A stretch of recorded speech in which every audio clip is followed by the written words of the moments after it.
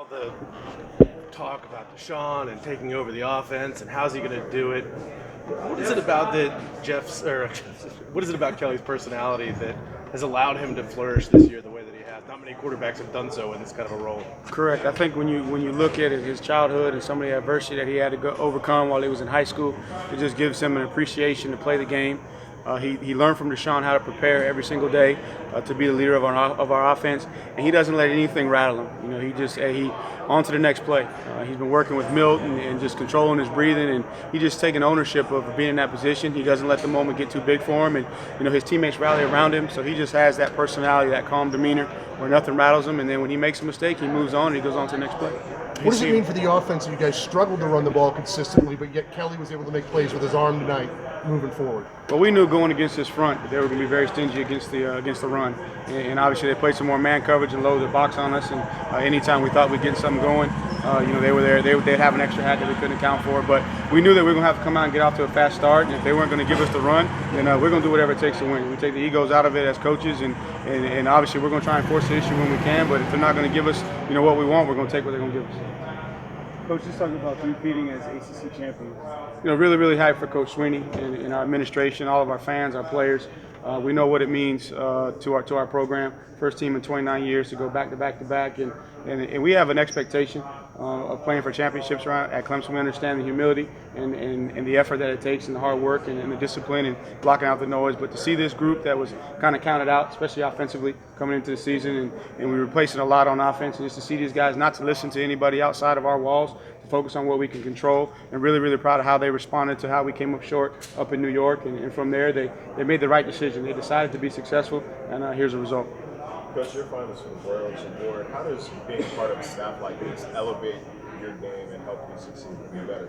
Well, you're only as good as the people that you're around. I believe in wholeheartedly that as iron sharpens iron, so should one man sharpen another. And it started with the relationship with Coach Swinney as a player, just watching him as a father and a husband, and as a coach, helped me to model my style. And then just being around the likes of Woody McCorvey, Jeff Davis, Dan Brooks, just everybody on our staff is an opportunity to learn. So really, yes, I may be flying out to be honored individually, but it's not an individual award. It's a collective award that's about our program, about our staff, and more importantly, about these players. Tony, talk about the situation where you guys get the ball first. They put their defense out there. They've been relying on them all year. You guys just take it right down the field and score and kind of set the tempo for the game. Well, we've been talking for a long time now about the Triple Crown, and we knew that this was the last race until we get to the playoff. And so we wanted to start fast, and our guys took ownership of it. They knew how important it was for us to get a lead, and not just get a lead, but to continue to play once we had a lead. And so anytime that we can come out and open up with 14 points, 21 points, it takes the pressure off our defense. It allows them to be aggressive.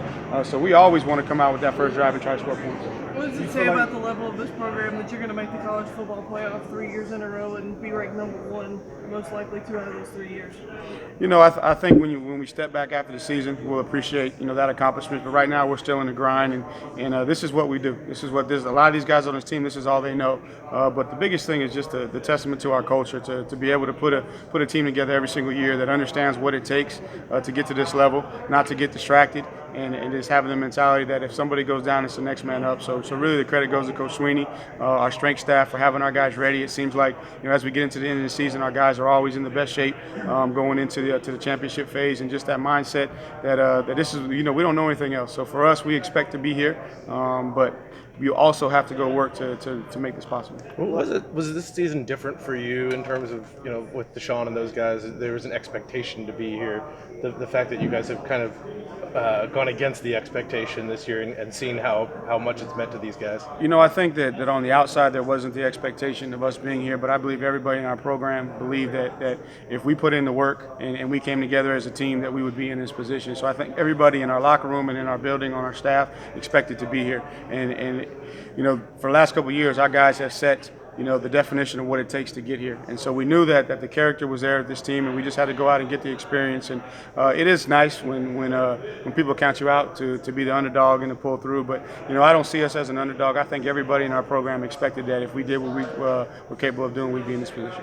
You guys have been in bowl games all over the place. How exciting is it to go to New Orleans and play in the Sugar Bowl? You know, that's one that I've never been a part of. I know how special it is to Coach Swinney. You know, when he was a player, that's where he he won his national championship. And I know Travis is going to be excited. He's acting like it. I know Travis is going to be excited. I think the whole town of Jennings will be in the Superdome. But you know, just really happy for our program to see where we've come over the last couple of years. I think when Coach Swinney lost here in Charlotte in the Meineke Bowl, he said that this was going to be the best decade of Clemson football, and you know we're closing in on that number of surpassing the wins from the '80s with still a couple years to go. So really proud for Coach Swinney and our program and the opportunity just to be a part of it. The next goal on your list is to win the closer. Obviously, that would have to come in the national championship game.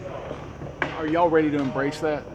You know, I think so. I mean, our guys have embraced every goal that we've had, and like I said, the last couple of years, all they know is to play in that closer. So we understand that wherever whoever we end up playing, wherever we end up playing, is going to be a championship caliber team. And so there's going to be no givens. We're going to have to go out. We're going to have to earn it in this month of preparation. We're going to have to earn it in those 4 quarters if we want an opportunity to play for it all. How much more do you want to see from this offense as far as improvement, execution, especially at this point of year? You guys hung up 38 points in a pretty good Miami team.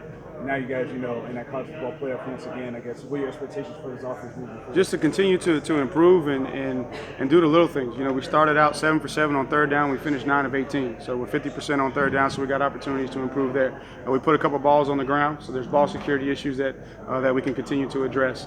We gave up 4 sacks, which is not something that we like to do.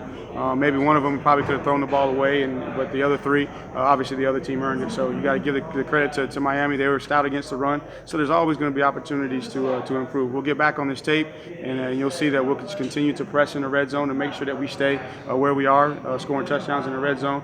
So there's going to be a lot of room for improvement, but the best thing about this team is they embrace that opportunity to improve, and we're going to go to work for the next month to make sure that when we show up again to play, that we're going to be prepared. What would you say about this team that as the stakes get higher, the players play better, the coaches coach better? Well, it's just the mindset of our program. You know, we started, week 1 with the biggest game of the season. Game 2 was the biggest game of the season all the way through until we're in this phase. And, the positive for this team is, in our program is we know what it's like to be here, so we don't get overwhelmed by the moment. But really, that's done every single day on our practice field, the way that we're challenged. Obviously, we knew that Miami was going to have a very, very good defense, but we got a good defense that sharpens us every day in practice. So, our guys they think the right way. They understand how hard it is to win. They celebrate when we win, they appreciate it, and then they flush it and they come back to work on Monday. Thank you.